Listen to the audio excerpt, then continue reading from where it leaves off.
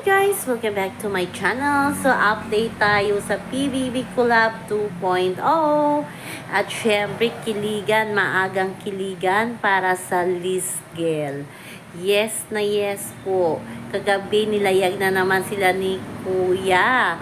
Sa prime time, may portion talaga sila na parang may sariling mundo, lagi nang magkatabi. At si Miguel talaga tumatapang na ipinapakita niya na kay Eliza ang totoong hangarin niya kay Eliza, hindi daw siya uurong at talagang magiging matapang na siya at porsigido na siya na ipagpatuloy ang panliligaw kay Eliza. Kasi sinabihan siya ni Eliza, ikaw kasi lulubog, lilitaw. So, naging klaro na sa dalawa kung ano man ang gusto nila sa isa't isa. So, sa mga Liz Girl fans dyan, parang kayo na ang nilalayag ni Kuya. Yes na yes. Kahit sa Bioderm, magkasama na silang dalawa. At syempre, si Lela at si Princess nahalata na grabe ang lakas daw ng chemistry ni Caprice at ni Hit. Yes, ako din nakikita ko din ang cute lang ng dalawa at sobrang bagay ng dalawa. Si Caprice nga, parang si Casey Stilabin yung nakikita ko sa kanya, diba? Marami ding nakapuna, lalo ng mga Casey Stilabin fans.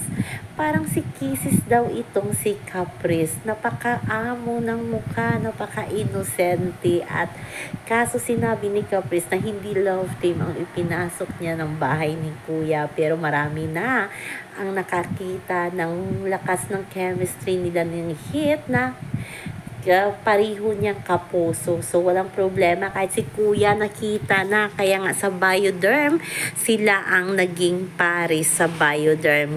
Kapit ang kanilang love team na ipinangalan ni Kuya. O, diba? Ang cute lang. Alam na alam kasi ni Kuya kung sino ang may chemistry. So, ngayon parang hindi na mahirap. Kasi nga, pariho ng network tulad ni Eliza at ni Miguel, parihong kapamilya, si Hit at si Caprice, parihong kapuso.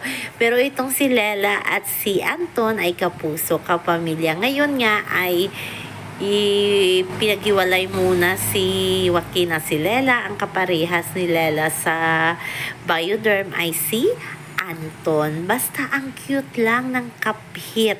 Ang gwapo ni Hit. Kahit yung na-evict na si Winona talaga at si Ray, sinabi talaga na ang pinakagwapong housemate ay si Hit. So,